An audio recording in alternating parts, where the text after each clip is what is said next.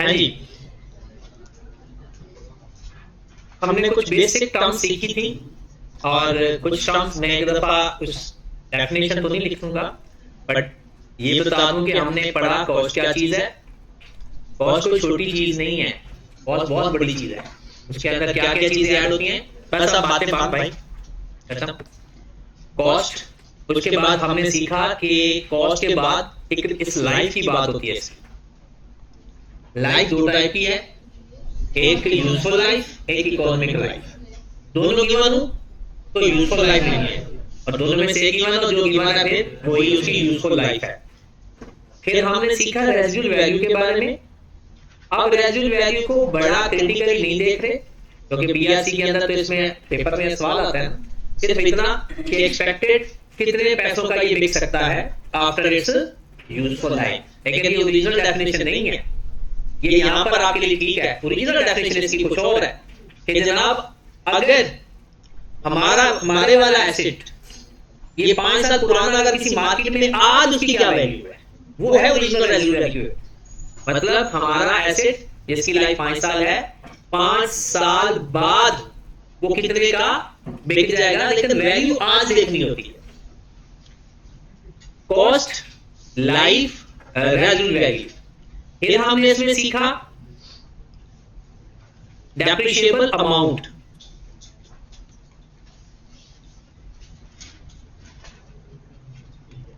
क्या आपको एक्सपेंसेस ज्यादा, जितने एक्सपेंसेस आपके हुए उससे ज्यादा लिखना अलाउ है? नहीं, जितना एक्सपेंस हुआ उतना एक्सपेंस लिखना है। लेकिन याद रखें जब आप लोग एक्सपेंस की बात करते हो ना, तो हर बंदा अदर एक्सपेंस दिमाग में लेकर आएगा, सिर्फ अदर एक्सपेंस। अदरवाइज हर वो चीज जिसपे पैसा खर्च हो रहा है हमारा, वो खर्चा है हमारा। मतलब वो खर्चा, मतलब जो आपने एक्सपेंस किया। अब आपको पता है एक्सपेंस कैसे कैसे किस सूरत में होते हैं, जरा देखिएगा। एक को आप बोलते हो रेवेन्यू एक्सपेंस, या आप इसको कह दो अदर एक्सपेंस। एक होते हैं capital expenditure,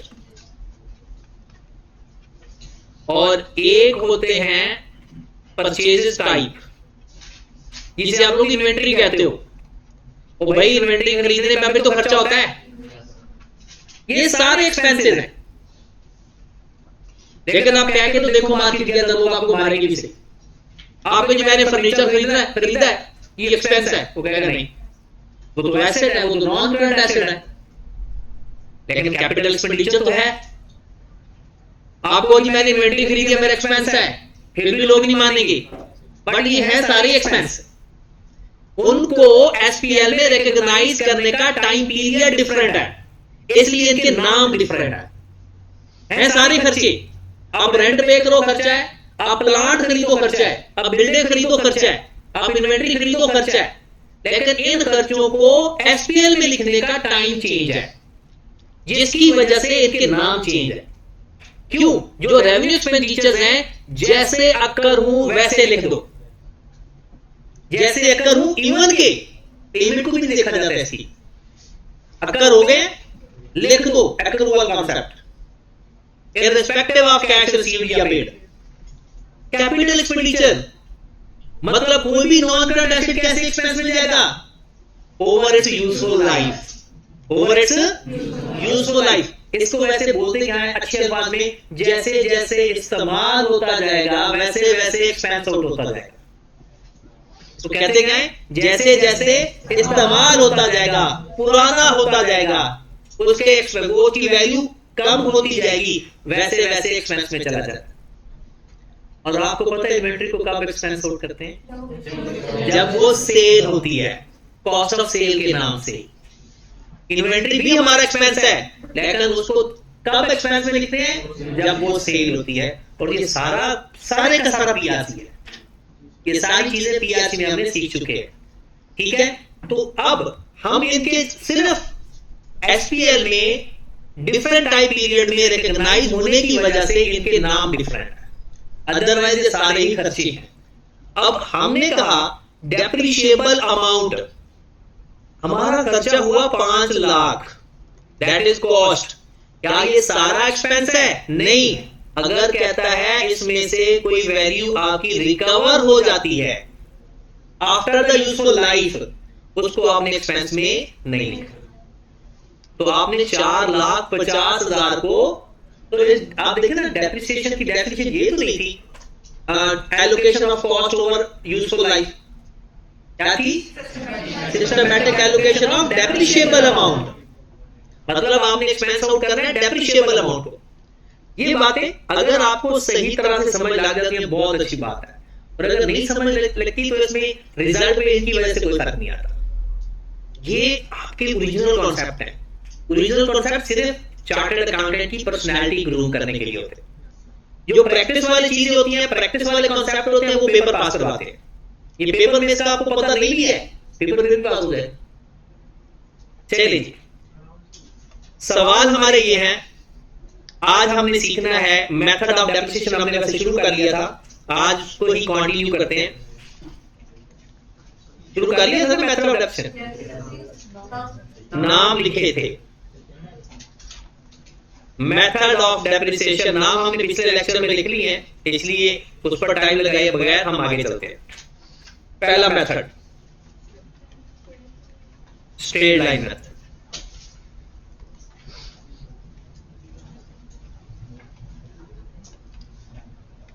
straight line method, straight line method का एक नाम होता है original cost method. Original cost method, इसको हम फिक्स्ड इंस्टॉलमेंट मेथड भी कहते हैं।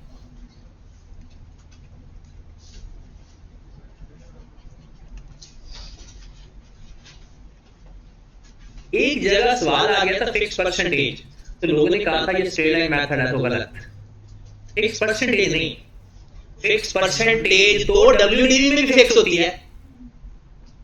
बुक में जो डब्ल्यूडीवी मेथड है परसेंटेज, उसमें भी फिक्स होती है। उसमें कौन सी आजकल चेंज हो रही थी परसेंटेज? फिक्स परसेंटेज नहीं, फिक्स इंस्टॉलमेंट। इंस्टॉलमेंट मतलब अमाउंट। और ये एक एक्स्ट्रा एडिशनल बात लिख लें जो कहीं नहीं लिखी हुई, और ना ही मैंने कभी किसी को बताई है, तो आपने भी नहीं बतानी। जनाब ये आपने करना क्या है, एसोसिएटेड विद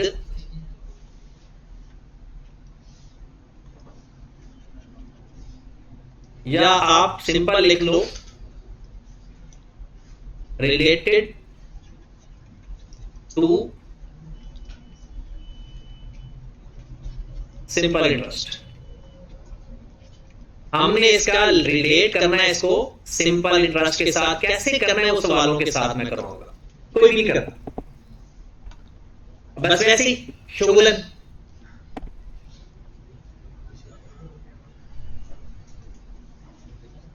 अगर हम बिल्कुल बेसिक सवाल से स्टार्ट करें तो मेरे पास कॉस्ट है जनाब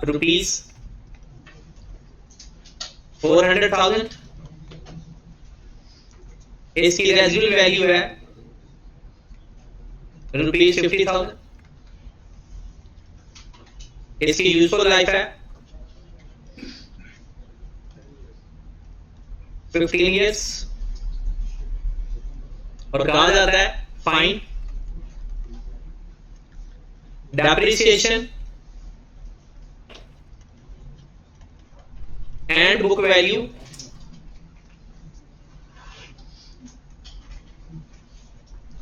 फॉर 3 years। क्योंकि आप लोगों ने सबने पीआरसी अल्हम्दुलिल्लाह पास किया हुआ है, कोई इंशाल्लाह पीआरसी है और कुछ पीआरसी क्वालिफाइड है, तो इसलिए मैंने डायरेक्ट बुक वैल्यू का काम शुरू कर दिया, बुक वैल्यू से स्टार्ट कर दिया, क्योंकि बुक वैल्यू फाइंड करना आपको आती है। तो सबसे पहले हम फार्मूला इसका देखते हैं। डेप्रिसिएशन फाइंड करने का फार्मूला है cost minus residual value divided by useful life. Cost minus residual value divided bye, या इसका फार्मूला होता है cost minus residual value multiply by rate. Cost minus residual value multiplied by rate, cost minus residual value multiplied by rate. Okay होगी बात? Depreciation कितने सालों की होती है? नहीं, कितने सालों की फाइंड करते हैं? 1 साल की हमेशा। डेप्रिसिएशन कभी भी 2 सालों की इकट्ठी नहीं फाइंड हो सकती, 3 साल की नहीं फाइंड हो सकती। उसको अक्यूमुलेटेड डेप्रिसिएशन कहते हैं। हर साल की डेप्रिसिएशन को क्या कहते हैं? डेप्रिसिएशन। और मैंने अभी आपको कहा कि मैं इसका लिंक किसके साथ बनाऊंगा? इंटरेस्ट के साथ। तो ये सिंपल इंटरेस्ट है, I is equal to PRT, I is equal to PRT। कैसे वो अभी बाद में कैसे करना है वो मैं आपको फार्मूला लिखाऊंगा। हाँ जी, cost minus residual value multiplied by rate. Okay होगी बात? अगर आप कहोगे सर हमें तो नहीं ऐसा लग रहा, देखें उसका फार्मूला तो पी आर और टी, ऐसा ऐसा साथ शुरू कर देते हैं इसका काम। आ तो आपको नजर आ रहा है, मुझे बताओ कॉस्ट फ्यूचर वैल्यू होती है या प्रेजेंट वैल्यू होती है? कॉस्ट प्रेजेंट वैल्यू होती है और बुक वैल्यू फ्यूचर वैल्यू होती है। बुक वैल्यू फ्यूचर वैल्यू होती है। इसका मतलब है ई की जगह अगर मैं कॉस्ट लिख दूं तो चलेगा? प्रेजेंट वैल्यू कॉस्ट, आज की वैल्यू। मैंने अभी अभी कहा कि टाइम कितना लगेगा यहां पर? 1 साल। डेप्रिसिएशन हमेशा 1 साल की होती है, डेप्रिसिएशन हमेशा। तो लो मेरे भाई, अगर मैं यहां पर 1 लिख दूं तो ये टाइम हो गया, ये रेट हो गया, और ये कॉस्ट माइनस रेजिडुअल वैल्यू। अगर रेजिडुअल वैल्यू ना है तो कॉस्ट, और क्योंकि हमने डेप्रिशिएट करना होता है कॉस्ट माइनस रेजिडुअल वैल्यू को, कॉस्ट को डेप्रिशिएट नहीं करते, कॉस्ट माइनस। तो ये जो आपका पी है उसकी जगह कॉस्ट माइनस रेजिडुअल वैल्यू आया हुआ है। तो ये बेसिकली पीआरटी लिखा हुआ है, हमें पता नहीं चलता ये है पीआरटी।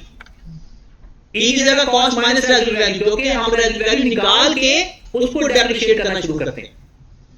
ठीक होगी बात? अब अगर आप जरा आगे गौर फरमाएं, आपको याद होगा मैंने 2 फार्मूले लिखवाए थे रेट के, स्टेट हाउस में, पीआरसी में, और उन दोनों को अप्लाई करने का तरीका भी डिफरेंट है। अब एक फार्मूला, क्योंकि पीआरसी एफआर 1 से बड़ा सब्जेक्ट है, इंट्रोडक्शन टू अकाउंटिंग एफआर 1 से कहीं बड़ा सब्जेक्ट है। आपको ऐसे लग रहा था क्योंकि आप खुद बताएं, वहां जब हमने पीआरसी में वो थ्योरी को पढ़ते थे कितना डिटेल से पढ़ते थे। आप तो नहीं, आप लोग सवालों की तरफ जाते हैं। सवाल तो प्रैक्टिस है, उसमें डेफिनेशन जो लिखी हुई थी बहुत जबरदस्त थी, क्योंकि वो चीज ऐसी थी, है तो वो भी इसी की बेस। तो अब आप देखें, अगर आपको नहीं पता चलता ना तो फातिमा से पूछें कि पीआरसी कितना इंपॉर्टेंट है। वो पीछे आप बैठे, कितना बड़ा सब्जेक्ट है पीआरसी, ये वो बताया गया। वजह, क्योंकि जिस बंदे का पीआरसी एग्जाम्प्ट हो गया था ना, वो बेचारा आज तक रोल रहा है एफआर 1 और एफआर 2 आज तक। वजह उसकी बेस ही नहीं है। ये तो बड़ा जुल्म हुआ था, बहुत बड़ा जुल्म हुआ था जब इंट्रोडक्शन टू अकाउंटिंग एग्जाम्प्ट हो गया था, और ये आई कैप ने किया था। बजाते खुद है तो रिकॉर्डिंग हो रही है, अल्लाह माफ करे हमें। चलो मैं कोशिश करूंगा कि ये काटूं, लेकिन ये जुल्म हुआ था, ये बच्चों पे जुल्म हुआ था जिन बच्चों का पीआरसी में यानी उन्होंने इंट्रोडक्शन टू अकाउंटिंग पढ़ा ही नहीं था और एग्जाम कर दिया गया था। बस वो गलत डिसीजन हो गया। वो आई कैप का कसूर नहीं है, जो आई कैप का वो जो प्रेसिडेंट था या जब उस वक्त बॉडी बैठी थी, ये उनका गलत डिसीजन। चले हम दोबारा चलते हैं, cost minus residual value multiplied by rate. लोग कोई भी नहीं जानते कि ये सिंपल इंटरेस्ट का फार्मूला है, लेकिन है ये सिंपल इंटरेस्ट का ही 1 साल का। हाँ जी, मैं बता देता अभी थोड़ा सा। आज के दिन तो सारा कुछ नहीं हो सकता, ठीक है? आप तो बस आज के दिन ही आए हो ना, तो ये ऐसा ऐसा आगे बता, मैं इसकी रिकॉर्डिंग आपको शेयर करता हूं, ठीक है? चले जी आगे चलते हैं। डेप्रिसिएशन फाइंड करने का फार्मूला, सिंपल इंटरेस्ट की अमाउंट हर साल फिक्स आती है या नहीं? तो स्ट्रेट लाइन मेथड में भी डेप्रिसिएशन की अमाउंट हर साल फिक्स आती है, वो चेंज नहीं हो सकती। जैसा कि आपके पास यहां पर डेप्रिसिएशन पहले साल की हम फाइंड करते हैं, कॉस्ट कितनी है 4 लाख माइनस रेजुअल वैल्यू कितनी है 50,000, लाइफ कितनी है 15 साल डिवाइडेड बाय 50 कितना 23,333। पहले साल की डेप्रिसिएशन,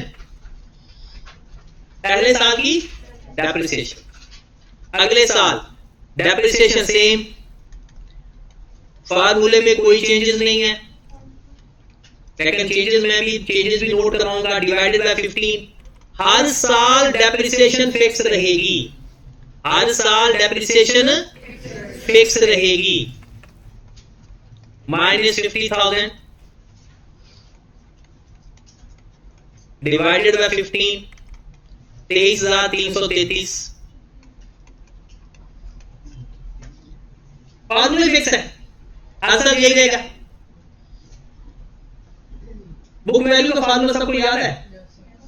बुक वैल्यू का फार्मूला कॉस्ट माइनस एक्यूमुलेटेड एफएन, और बुक वैल्यू मैं क्या कहता हूं फ्यूचर वैल्यू होती है, यानी क्या क्या बुक वैल्यू फ्यूचर वैल्यू होती है। ऐसे कब और क्यों होता है ये भी मैं अभी आपको बताता हूं अगले सवाल के अंदर।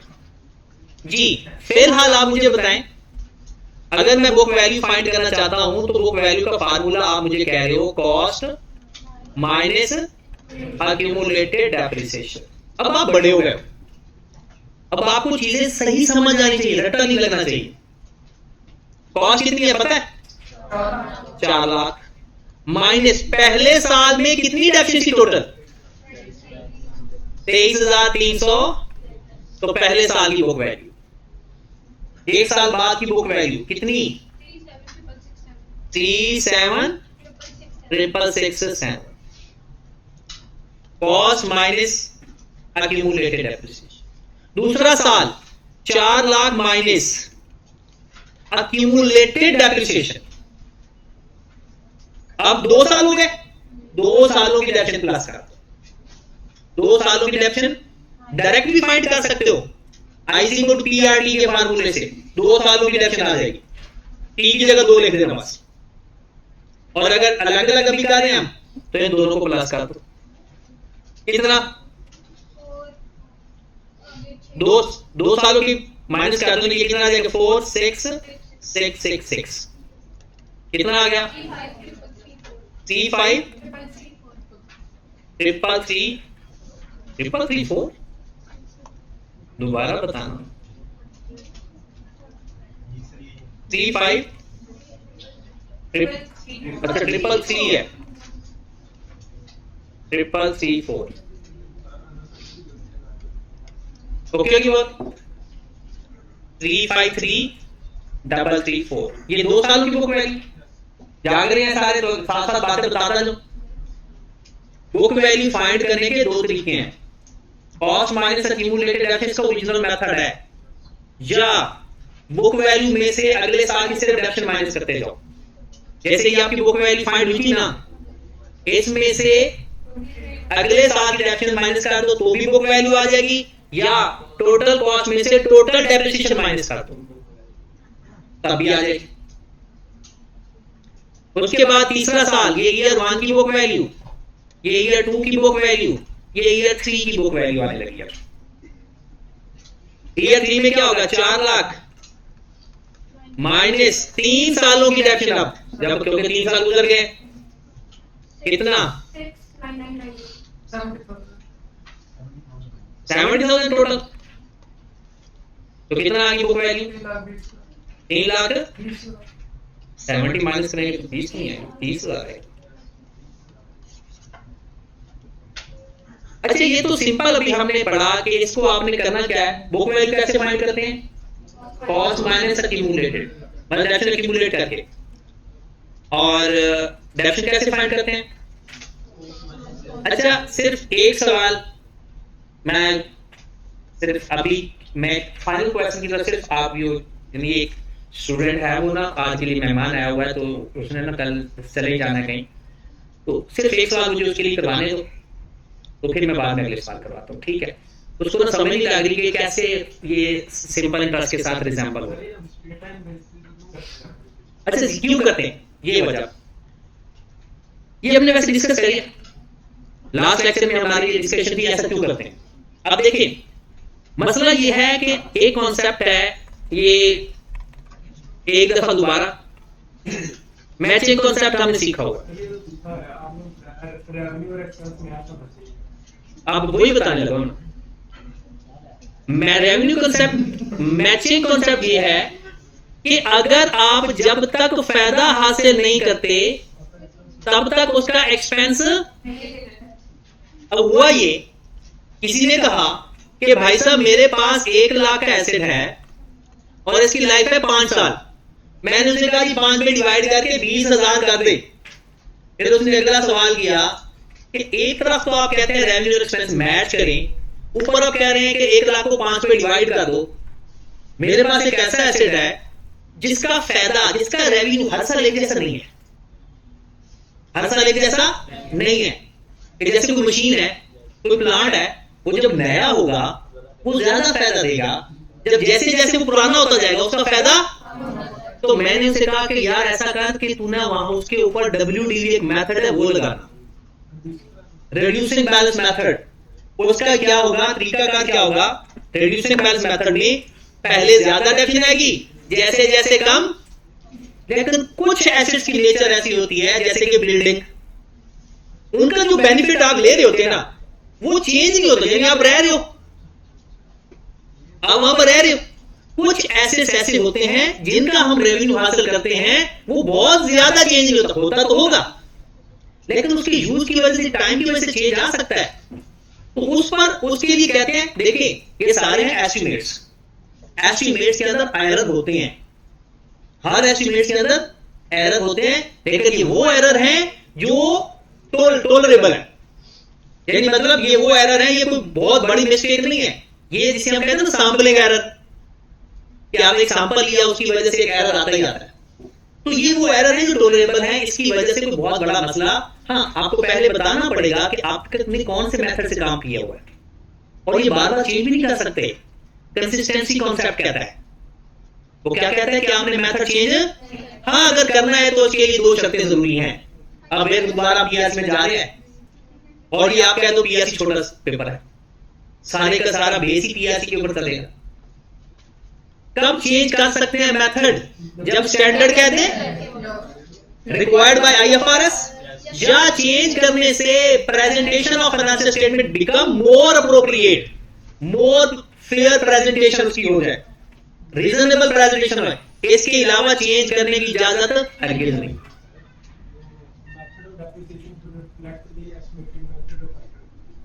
उसका मतलब ये है, वो मैं बताता हूं, वो जो मेथड हम कहते हैं ना रिफ्लेक्ट, मतलब जो एसेट्स हम यूज कर रहे हैं ना, जिस पैटर्न और मैनर के साथ यूज कर रहे हैं ना, उस हिसाब से डेफिनेट मेथड डिसाइड करते हैं कि आपने कैसे। जैसे कुछ एसेट्स होते हैं हम देखते हैं कि वो 24 घंटे इस्तेमाल होते रहते हैं, तो क्या उसको भी हम उसकी लाइफ पर डिवाइड करेंगे? नहीं, उसकी नंबर ऑफ आवर्स पर कर देंगे, या उसके उससे जितने यूनिट प्रोड्यूस हो रहे हैं वो मेथड अप्लाई कर देंगे।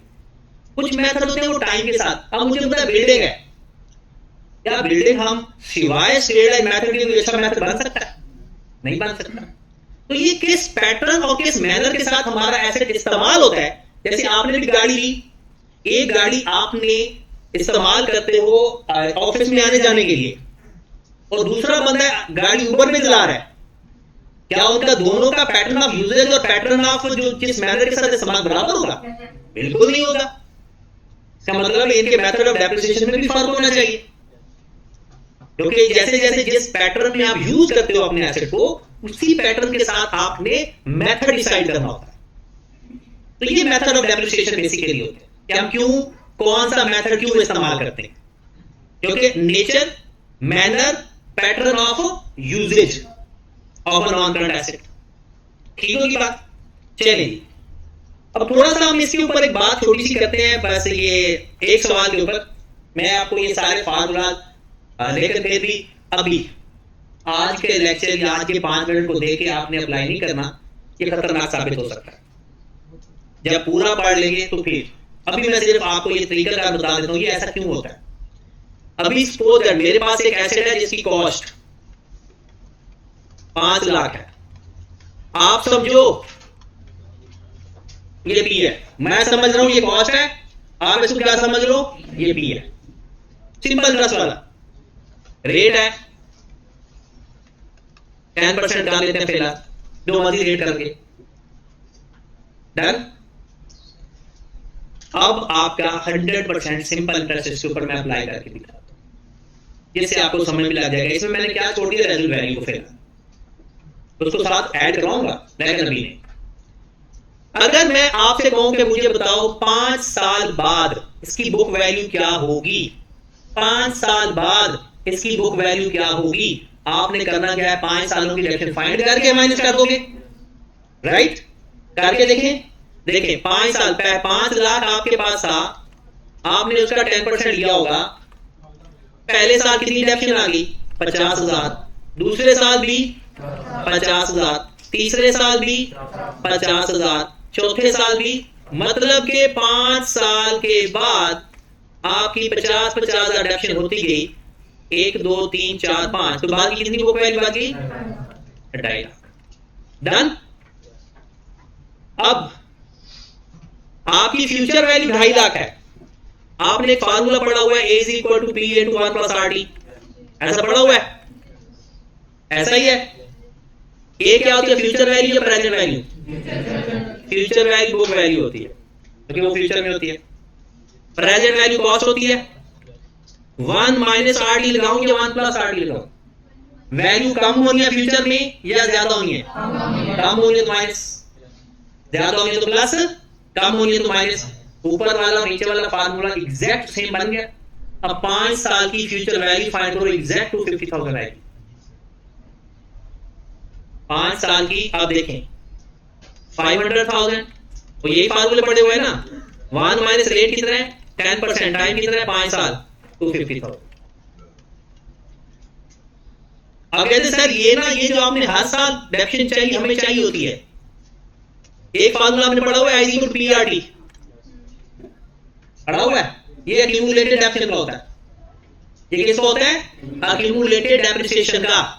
अगर टी की जगह 1 कर दो तो 1 साल की डिडक्शन, टी की जगह 2 कर दोगे 2 सालों की, 3 कर दोगे 4 कर दोगे 5 कर दोगे, जितना टी की जगह टाइम लिखते जाओगे उतने सालों की एक्यूमुलेटेड डेप्रिसिएशन आ जाएगी। आई होता था अमाउंट ऑफ इंटरेस्ट, तो अगर आप करके देख लो, I is equal to P कितना है यहां पर 5 लाख, मल्टीप्लाई का रेट है 10% और टाइम है 5 साल, 250,000 एक्यूमुलेटेड डेप्रिसिएशन। ये बुक वैल्यू नहीं है, ये आपकी एक्यूमुलेटेड डेप्रिसिएशन। तो ये फार्मूला भी हम इंशाल्लाह साथ साथ अप्लाई करेंगे। कोई भी किसी भी साल की डिडक्शन फाइंड करनी होगी, एक तो आपका पैटर्न होगा, मैं दोनों करवाऊंगा, पैटर्न से भी करवाऊंगा, फार्मूले से भी। पेपर में किससे करना है, फार्मूले से। पैटर्न क्यों करवा रहा हूं, क्योंकि कभी कभी हमें जिंदगी में पैटर्न की भी जरूरत पड़ती है, उस पैटर्न से भी मैं आपको जरूर करवाऊंगा। कुछ भी यहां से फाइंड किया जा सकता है। और इंटरेस्टिंग बात बताऊं आपको, आपका पूरा IAS 16 आपका फाइनेंस है।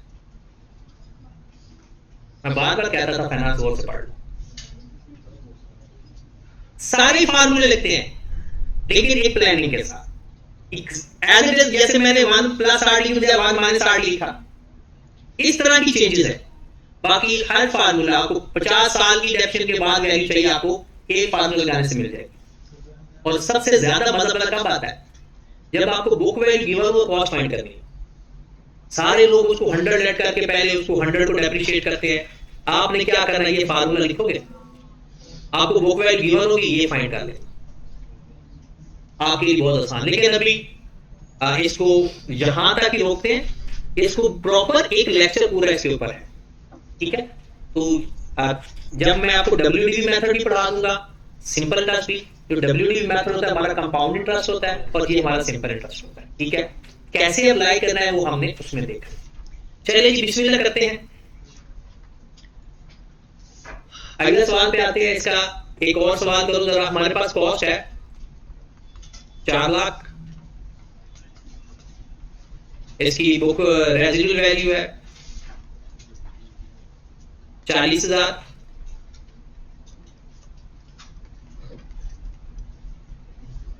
और इसकी जो इकोनॉमिक लाइफ है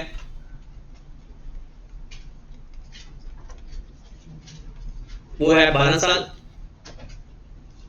इसकी यूजफुल लाइफ क्या 15 साल हो सकती है? नहीं हो सकती। या तो 12 साल हो सकती है या 12 साल से कम हो सकती है, या 12 साल हो सकती है या 12 साल से कम हो सकती है। इसके बाद हम चाहते हैं कि इसकी 3 साल तक डेप्रिसिएशन भी फाइंड कर लें और 3 साल तक इसकी बुक वैल्यू, फार्मूले से नहीं, अभी हमने सादा तरीका अपनाया। तो हमारे पास फार्मूला क्या है? फार्मूला हमारे पास है जी, depreciation is equal to cost minus residual value divided by useful life. या इसका एक और फार्मूला भी होता है, cost minus residual value multiplied by rate of life का रिलेशन। आपको पता है कि अगर आपको रेट से लाइफ और लाइफ से रेट चाहिए तो 1 ओवर यूजफुल लाइफ। अब यही फार्मूला चलेगा, बस वो वाला फार्मूला अब हम नहीं कर रहे क्योंकि वहां पर सवाल आता है, इसलिए करना पड़ता है। ठीक है, अब हम यही फार्मूला चला लेंगे, इससे काम हो जाएगा।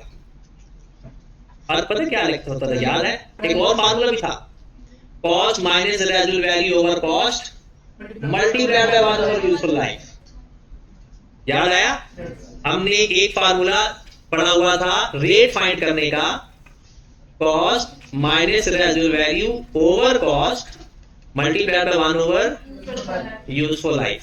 ये फार्मूला हमने सीखा हुआ है पीआरसी के अंदर, बट हमने अप्लाई ये किया है, और वहां पर ये अप्लाई अगर बगैर सोचे समझे करोगे तो गलती भला क्या होती है कोई। हाँ, ये वाला जो फार्मूला है ना, ये अप्लाई होता है originally, cost minus residual value multiplied by rate. अगर आपने इस फार्मूले से रेट निकाला ना, तो फिर आपने कॉस्ट के ऊपर डायरेक्ट रेट अप्लाई करना होता है, फिर रेजिडुअल वैल्यू माइनस नहीं करनी होती। आपका आंसर एग्जैक्ट बराबर आता है, क्योंकि ये फार्मूले के अंदर ही रेजिडुअल वैल्यू माइनस करके वो रेट बना रहा है। ठीक होगी बात? चलिए जी, इस सवाल के अंदर हम अपना पहले साल कॉस्ट कितनी है? 4 लाख। रेजिडुअल वैल्यू कितनी है? 40,000। लाइफ कितनी है? 12 साल या 10 साल? 10 साल। तो कितना? 36। और हर साल फिक्स इंस्टॉलमेंट है ना, कितने साल मर्जी है इसकी डेप्शन 36,000 आती रहेगी। अब थोड़ा सा सवाल चेंज कर देते हैं ताकि नई नई चीजें हर सवाल के अंदर ऐड करते जाएं, क्योंकि ये तकरीबन मुझे यकीन है कि ये चीजें सबको आती हैं। अब आ जाओ जरा सवाल पे। एक आपने एसेट खरीदा है,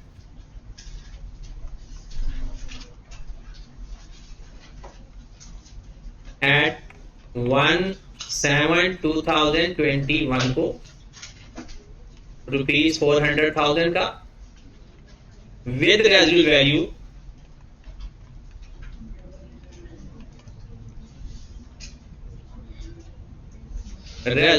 कर लेते हैं जनाब 20,000। फिर another asset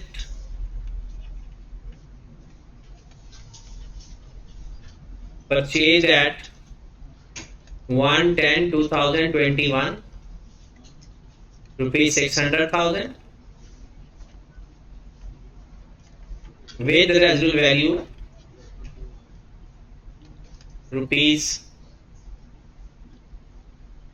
₹30,000।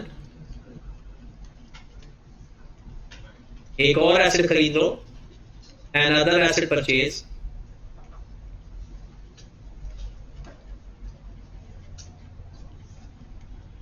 at 1/4/22 ₹500,000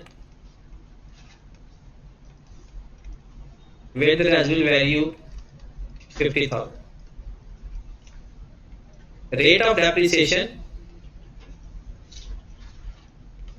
10% straight line method,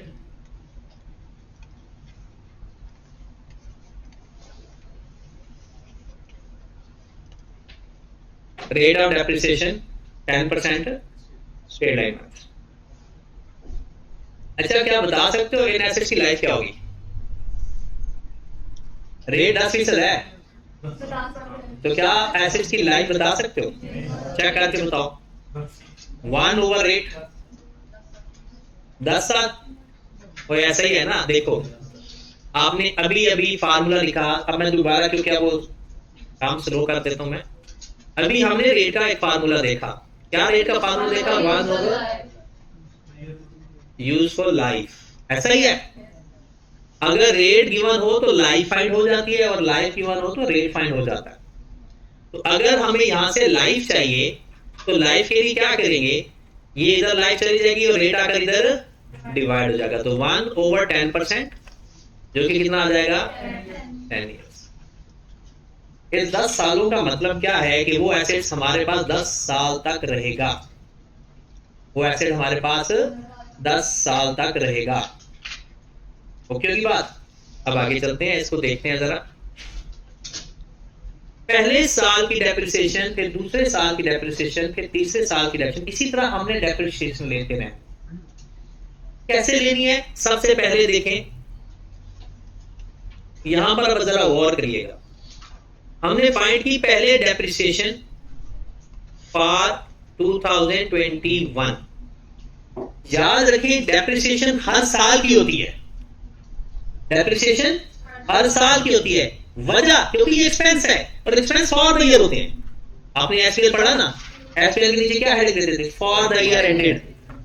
तो हमें हर साल की डेप्रिसिएशन चाहिए होती है। जी ऐसा नहीं, ईयर 31 दिसंबर, फिर हर साल हमारा कब एंड होगा, 31 दिसंबर।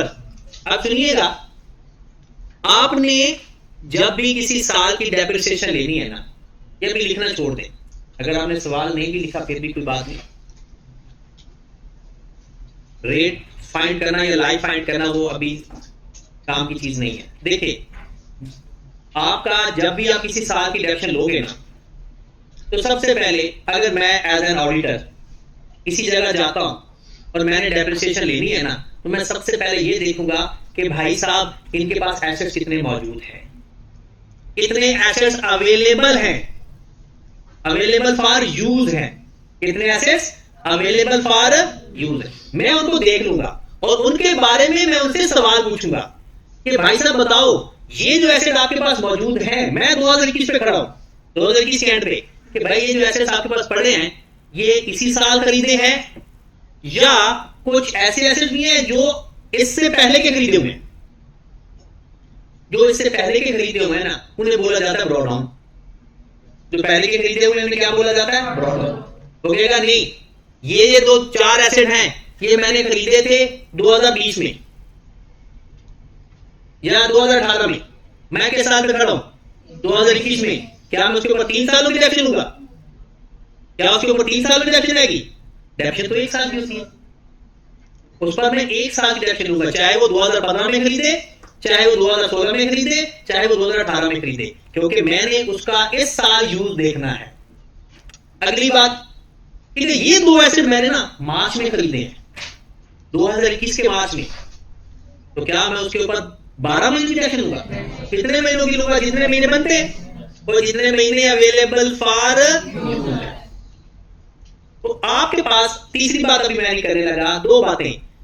आप जब डेप्रिसिएशन लेने जाओगे, जो एसेट्स मौजूद होंगे या वो उसी साल खरीदे होंगे या वो उस साल से पहले के खरीदे होंगे।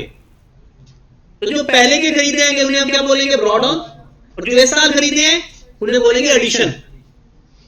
जो पहले के खरीदे हुए ब्रॉड ऑन, जो इस साल खरीदे एडिशन। क्या मैं ब्रॉड ऑन पर भी डेप्रिसिएशन लूंगा?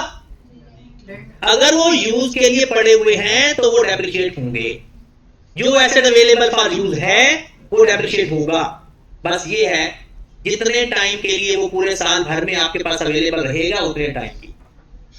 13 महीनों की डेप्रिसिएशन भी नहीं आ सकती, 3 साल तो दूर की बात है, डेप्रिसिएशन 13 महीनों की भी नहीं आती, डेप्रिसिएशन 12 महीनों से ज्यादा नहीं हो सकती। तो जनाब आपने करना क्या है, डेप्रिसिएशन जब 2021 की फाइंड करने जाओगे, सबसे पहले आपने पहला सवाल पूछना है, बताओ पुराने एसेट कितने हैं जो 2021 से पहले के खरीदे हुए हैं, उसे बोलेंगे ब्रॉड डाउन। फिर हम बोलेंगे बताओ इसमें इस साल का एडिशन क्या है। एक और बात है, वो अभी डिस्पोजल वाली बात अभी हमने नहीं करनी। चलो बताओ जी, सवाल हमने लिख लिया है या किसी का इनकम्प्लीट है? बताओ 2021 में कोई ब्रॉड डाउन है, ब्रॉड डाउन किसे कहोगे, जो 21 से पहले के हैं। क्या है कोई ब्रॉड नहीं। ब्रॉड की डेट हमेशा 1/1 उस साल का स्टार्ट होता है। ब्रॉड की डेट उस साल का स्टार्ट होता है। आप खुद कह रहे हो कि कोई ब्रॉड नहीं है। 2021 में जितने भी एडिशन है ना, डेट के हिसाब से लिखते हैं। 2021 में एडिशन है कोई? एक है, दो है? पहले की डेट 1721 कितना? एसेट की cost 4 lakh minus 20,000, cost minus value multiplied by rate 10%, multiplied by, बताओ 2021 में ये पूरे साल ही आपके पास रहा या 6 महीने रहा? आपके पास तो आई 1721 को है ना, उन 12 महीनों में आपके पास अवेलेबल 6 मंथ के लिए रहा। इसके बाद एक और एडिशन दिया है, वो किस रेट का है? 11021, वैल्यू कितनी है? 6 lakh minus 30,000 multiplied by 10%, multiplied by कितने टाइम के लिए साल आपके पास रहा? 3। बात समझ लगी? तो ये तो पुरानी बात है ना। कितनी डिडक्शन आ गई पहले साल की? 19,000। दूसरे की 9500 14,200 33। ये मेरे भाई आपके पास 2021 की डेप्रिसिएशन फॉर द ईयर आ गई। 2021 के साल की डेप्रिसिएशन फॉर द ईयर आ गई। तो सादा सी बात है यार, जाग जो बस एक दफा गौर से सुन लो। जो एसेट जो मौजूद होंगे वो डेप्रिशिएट होंगे विद रिस्पेक्ट टू टाइम। जो पुराने एसेट पड़े हुए हैं वो पूरे साल के लिए डेप्रिशिएट होंगे, और जो नए खरीदे हैं वो जितने महीने उस साल आपके पास थे उतने महीने। ये डेप्रिसिएशन का रोला है। मेथड चेंज हो सकते हैं, कॉन्सेप्ट चेंज नहीं होता। डेप्रिसिएशन का मेथड चेंज भी हो गया ना, कॉन्सेप्ट फिर भी यही लगेगा कि कौन से एसेट को डेप्रिशिएट करना है जो आपके पास मौजूद है। पुराने जो है उस पर पूरे साल की डेप्शन, जो नए हैं हाँ पूरे साल की हमेशा नहीं लगती। हो सकता है उनकी लाइफ भी थोड़ी सी रह गई हो, तो जितनी रह गई है वो हो सकता है वो ऐसा बेच दिया हो, तो फिर क्या पूरे साल डेप्शन आएगी? नहीं, फिर भी जितनी देर तक हमारे पास रहा। तो फिलहाल सादा सी बात है, ऐसे डेप्रिशिएट कब होते हैं? 2 स्टेप में। जो पुराने पड़े हैं पहले वो कर लो, जो नए खरीदे हैं इस साल वो कर लो, और उनकी डेप्रिसिएशन प्लस कर दो। इसे बोलते हैं 2021 की डेप्रिसिएशन। और इसकी एंट्री पास होती है depreciation expense debit, accumulated depreciation credit, या इस यहां पर पीपीई क्रेडिट भी करेंगे कभी कभी। डेप्रिसिएशन टू अक्यूमुलेटेड डेप्रिसिएशन या depreciation to PPE 33250 depreciation find कैसे करते हैं, डेप्रिसिएशन की एंट्री क्या होती है। यहां तक बात ओके है? 2022 की डेप्रिसिएशन पे जाने लगे। सवाल आपके सामने होना चाहिए, सवाल से बिल्कुल मुंह नहीं मोड़ना। हाँ जी, नोट कर लिया या कर रहे हो?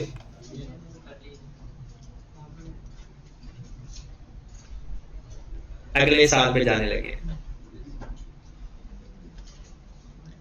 अगले साल डेप्रिसिएशन के साल की फाइंड करने जा रहे हो। Depreciation for 22।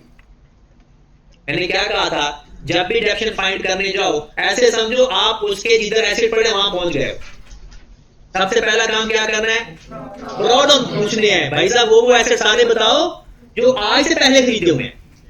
पहला सवाल ब्रॉड ऑन, दूसरा सवाल एडिशन। बस फिलहाल 2 सवाल। ब्रॉड ऑन की डेट क्या होती है? उस साल का स्टार्ट। बताओ क्या आपके सवाल के अंदर कोई ऐसे एसेट्स हैं जो 2022 में से पहले के खरीदे हुए?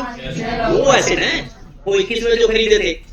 21 में कब खरीदे थे, क्यों खरीदे थे, कोई सवाल का जवाब नहीं, बस ब्रॉड ऑन। दोनों को प्लस करो, कितना?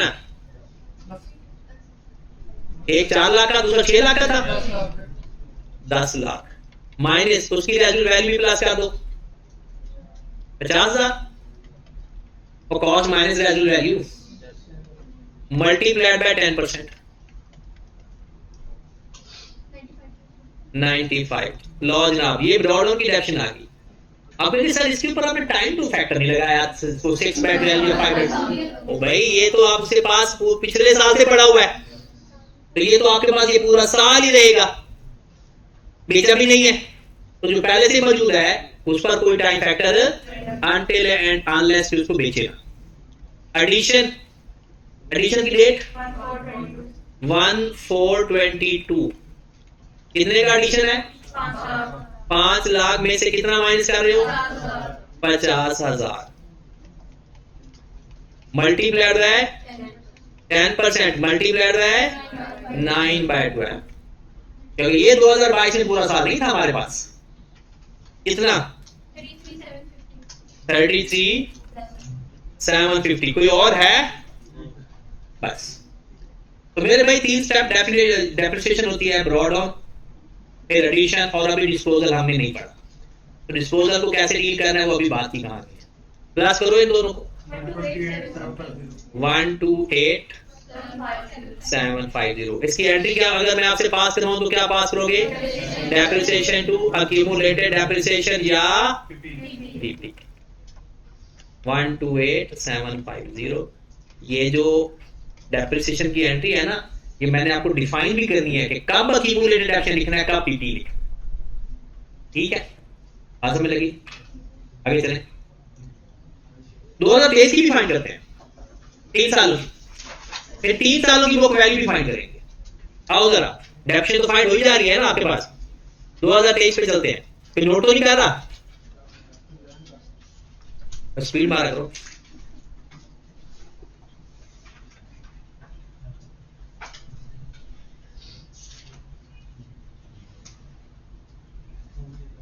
जी 2023 पे डेप्रिसिएशन का रूल आपने चेंज नहीं करना, मेथड जो मर्जी हो। 2023 की डेप्रिसिएशन वही सबसे पहले ब्रॉडर 1123। क्या ब्रॉडर है 23 में? बिल्कुल है। अब 3 एसिड है। मैंने कहा ना, जब तक इनके 10 साल पूरे नहीं होंगे ना, ये डेप्रिशिएट होते रहेंगे। जब 10 साल पूरे होंगे फिर नहीं करेंगे, फिर चाहे अवेलेबल फॉर यूज भी हैं, फिर भी फुली डेप्रिशिएटेड एसेट को दोबारा डेप्रिशिएट नहीं करते अनटिल एंड अनलेस कि उसकी लाइफ और वैल्यू रीवैल्यू ना की जाए। ठीक होगी बात? तो जनाब ब्रॉडर 1123 का कितना था? 15 लाख हो गया, माइनस उसकी एक रेजुअल वैल्यू 1 लाख, मल्टीप्लाइड बाय 10%, 1,40,000। कोई एडिशन है, कोई डिस्पोजल है? नहीं। 2023 में कोई भी एडिशन नहीं है। हर साल ब्रॉडर एडिशन करते जाओ, जो है कर दो, जो नहीं है ना करो। अगर आपने देखा 2021 में ब्रॉडर नहीं था, एडिशन थे। 2022 में दोनों थे, और 2023 में एडिशन नहीं है।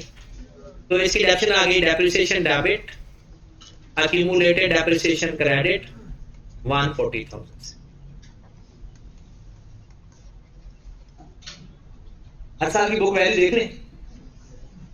क्या तरीका होता है? Cost minus.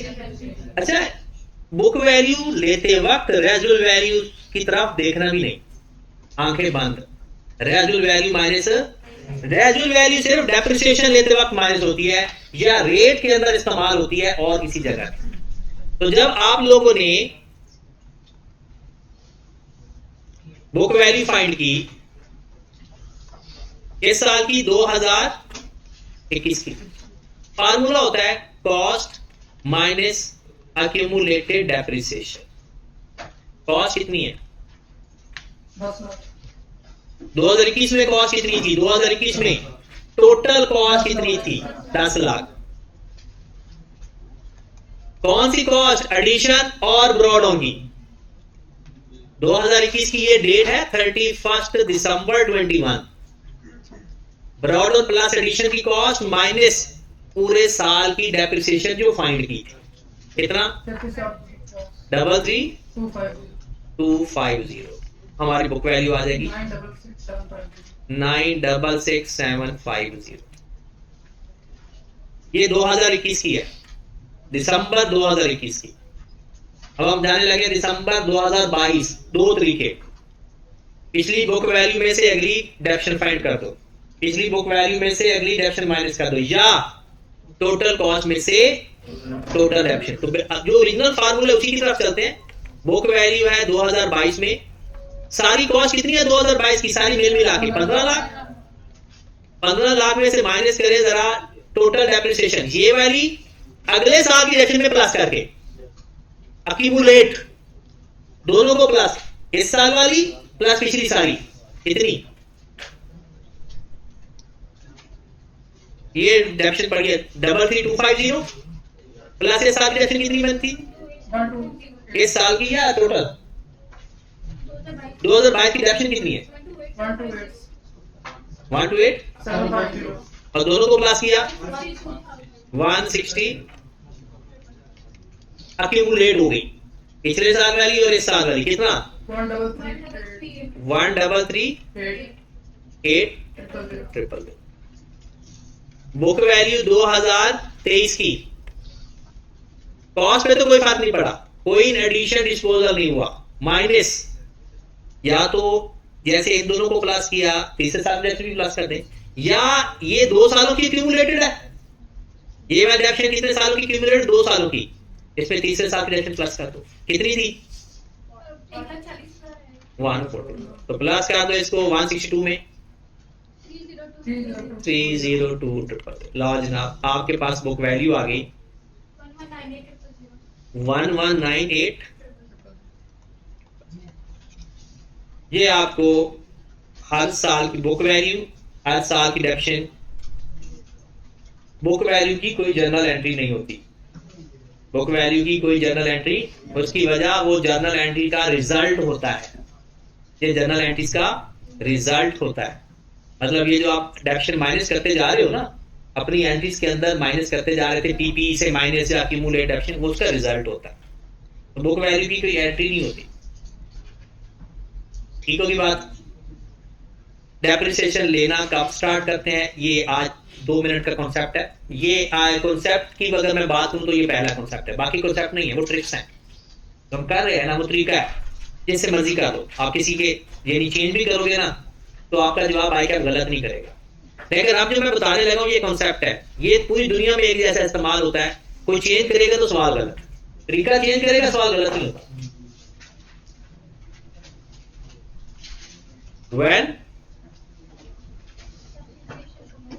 depreciation commence,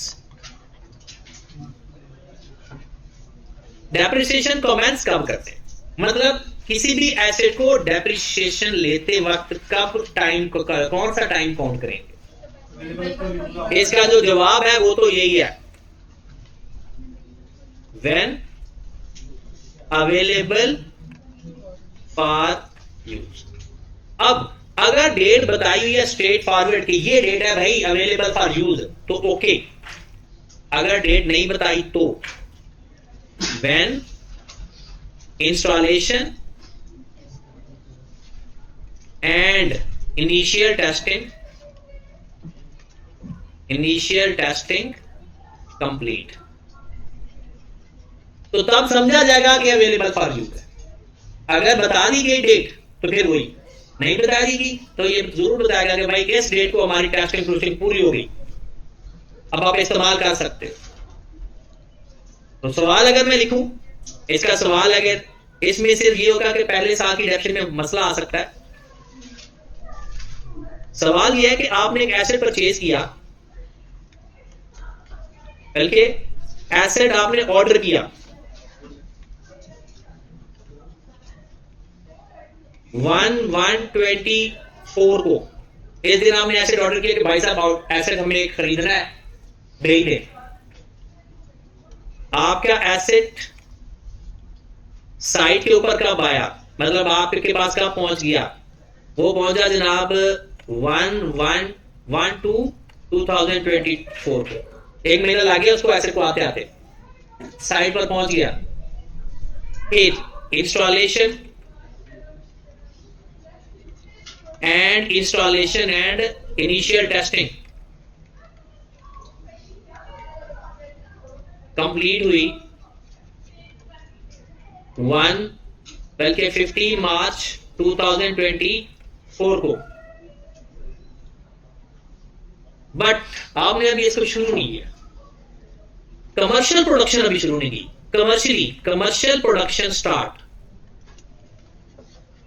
इसी वजह से एसेट शुरू नहीं किया। कमर्शियल प्रोडक्शन स्टार्ट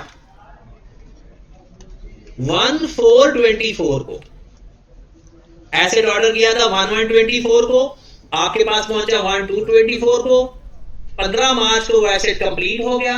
उसके बाद 1/4/24 को आपने उसको, उसमें से कमर्शियल प्रोडक्शन मतलब उसको इस्तेमाल करना शुरू कर दिया प्रॉपर कमर्शियली, कैसे यूनिट बनेंगे, बिकेंगे, पैसे आएंगे, बेचेंगे। तो अब बताएं डेप्रिसिएशन किस डेट से स्टार्ट हो, 15 मार्च को या 1/4 को? पक्का? जो सो रहे हैं उनको पता चला है, उनको नहीं पता चला। देखें वहां पर बंदे का दिल वहां पर दिल खट्टा हो जाता है, वो 1/4 को 24 को डेप्रिसिएशन लेना स्टार्ट करते हैं। एक तो डेट बड़ी प्यारी आ रही है और दूसरा लिखा हुआ है कमर्शियल प्रोडक्शन, तो वहां पर बंदे का दिल इधर चला जाता है। और वो ज्यादातर लोगों का दिल जाता है जो लोग क्लास में पुप्पो के घर चले जाते हैं। तो आपने किस दिन से डेप्रिसिएशन लेना स्टार्ट करनी है? 31 मार्च 24। अगली बात, अब 15 मार्च को अब डेप्रिसिएशन लेना स्टार्ट कर दी, दरमियान में एसेट आप इस्तेमाल करो या ना करो, डेप्रिशिएट होता रहेगा सिवाय एक मेथड के, प्रोडक्शन मेथड या यूजेज मेथड के। प्रोडक्शन या यूजेज मेथड में अगर आप इस्तेमाल नहीं करते तो यूनिट प्रोड्यूस ही नहीं होते, वरना स्ट्रेट लाइन और WDV और सम ऑफ डिजिट्स, इन तीन मेथड के अंदर एक दफा डेप्रिसिएशन लेना स्टार्ट कर दो ना, तो तब तक एसेट मार मुक ना जाए, तब तक डेप्रिसिएशन लेते रहते हैं। मतलब या बेचना दो या वो खत्म ना हो जाए, मतलब वो उसकी लाइफ पूरी ना हो जाए, तब तक उसको डेप्रिशिएट, चाहे वो खाली पड़ा है, फारिग पड़ा है, फिर भी ठीक है। तो आपको जो आपको असाइनमेंट एक शेयर की है बड़ी वाली, उसके अंदर बेसिक प्रैक्टिस के ना पहले आपने 4 सवाल करने, बल्कि 5। जो पहले 5 सवाल हैं प्रैक्टिस क्वेश्चन के, मैं पेज नंबर भी आपको कंफर्म कर दूंगा, आपने उसके कितने सवाल करने हैं? पहले 5, ठीक है। तो कल इंशाल्लाह इसको मजीद स्ट्रेट लाइन पर टाइम लगाएंगे और अल्लाह करेगा तो कल क्लियर हो जाए।